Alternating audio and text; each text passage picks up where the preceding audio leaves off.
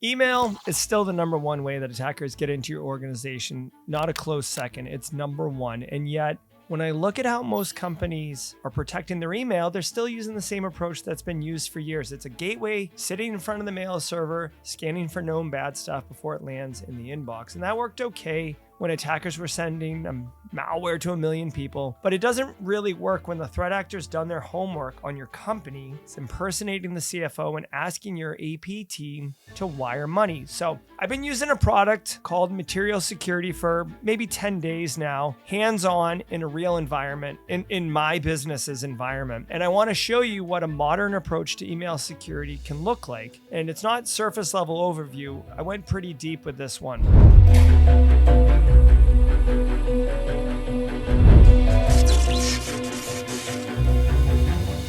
Let me set the table here because I think a lot of people don't fully appreciate why the old model is broken. Traditional secure email gateways, or we'll call them SEGs, sit in front of your mail server, and mail comes in, the gateway scans in, and if it looks clean, it passes through to the inbox. It's a very simple concept. It's like a guard at a shack before you can get on the property, right? But here's the problem. They only see inbound mail. They only see it once at the moment of delivery, and they're largely signature-based, meaning they're good at catching threats they've already seen before. Modern attacks don't look like this. Business email compromise, vendor impersonation, account takeovers. These attacks don't carry malware. There's no malicious attachment for a scanner to flag. It's just a well-crafted email that looks completely legitimate because the attacker spent time studying your organization. And here's the other thing that secure email gateways completely miss. What happens after the email lands? If a threat actor compromises an account and starts exfilling data from inside the mailbox, a perimeter tool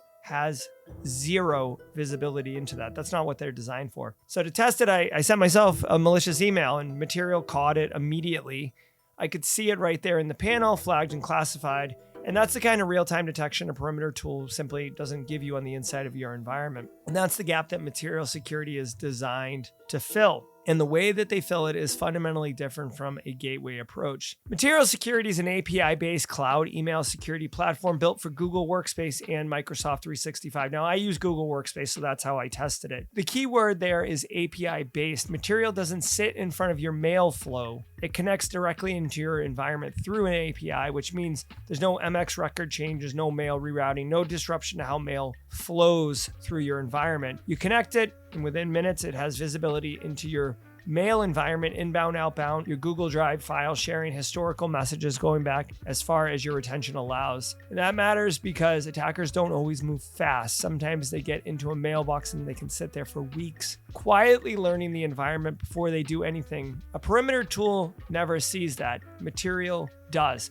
And there are 3 core things that Material does, and I want to walk you through each of them. First, it detects and remediates email threats, including sophisticated stuff that bypasses native Google and Microsoft defenses. Number 2, it protects sensitive data in your mailbox and cloud files. Number 3, it monitors for account takeover and helps you contain that fast if it happens. So let me show you how it works. First, with deployment and setup. Setup is super fast. I configured OAuth tokens, gave Material the permissions it needed to connect to my Google Workspace environment, and data shared started flowing almost immediately. There was no DNS MX record changes, no mail rerouting, just connect and go. Now, I do want to point out that you do have to give it some serious permissions in order to have it be able to manage this, but it's really no different than any kind of security tool. Like EDR has system level privileges on your endpoint. When you're doing environment-wide controls, these permissions are there. So it is a choice you have to make. I felt comfortable with it based on my research, but just to call it out. I do appreciate that right out of the gate, it came loaded with like pre-canned detections and best practice configurations. I didn't have to build detection logic from scratch, which is great because I don't have time for that. A lot of the important stuff was already there waiting for me to review and then actually just kind of tune if I needed to. From a threat detection perspective,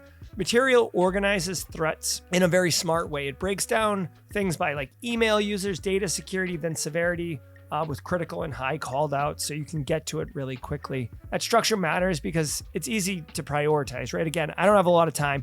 And I should have said this at the beginning. Like, I feel like this tool is great if you're a smaller lean security team in an organization using Google Workspace or Microsoft 365 for your infrastructure. A lot of times, 50, 100, 200 person companies, they might have one IT, two IT people, maybe no cyber people. And the IT folks are asked to do a lot with, not a lot of resources. And material security, kind of natively does it to show you what you should be looking at, first, like in a priority perspective, which I really enjoy, right?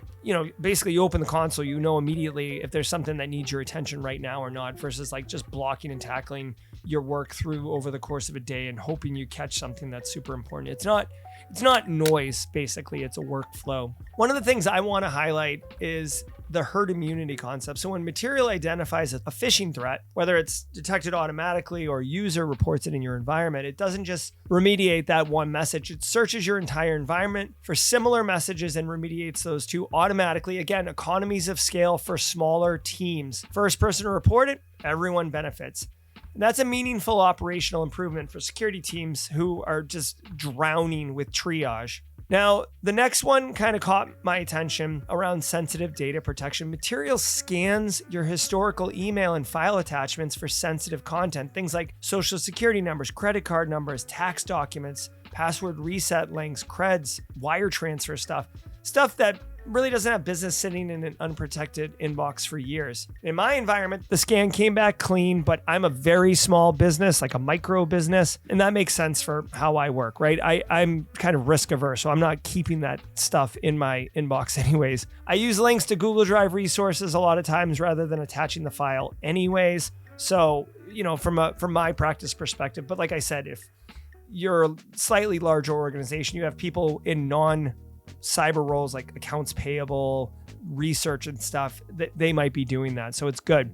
I do think this feature matters when the result is clean, like in my instance, because, I know my own habits. If material had flagged something, I'd want to know, right? So it's like a good, double check coming behind me to make sure I didn't make a mistake. And if I were a threat actor who compromised my account, the first thing I'd be looking for is exactly the kind of stuff that this scan would bring to light, right? So it's a good way to get that peace of mind that even if a threat actor gets in there, that information won't get compromised. The fact it didn't find anything for me is validation. For a lot of organizations, the scan's going to find things that they didn't even know were there. Account takeover is the one area I wasn't able to fully recreate in my testing environment. And I'm not going to pretend otherwise and tell you, it works great, but I didn't test it. But I do want to walk through what Material does here because it is worth understanding the capability and the functionality. Material monitors your environment for account takeover signals continuously. That includes behavioral analysis, login anomalies, and configuration changes that could indicate